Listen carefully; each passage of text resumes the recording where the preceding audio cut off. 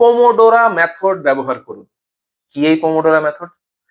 আমাদের অনেক সময় দেখা যায় কি পড়াশোনা করতে চাচ্ছি কিন্তু বিরক্তি চলে আসছে, ঘুম চলে আসছে, আলস্য চলে আসে, বা অনেক সময় দেখা যায় যে আপনি কিছুক্ষণ লং টার্ম পড়াশোনা করলেন, আপনার পড়ায় মনোযোগ চলে যাচ্ছে। এটার উত্তর হচ্ছে পোমোডোরা মেথড। কি এই পোমোডোরা মেথড?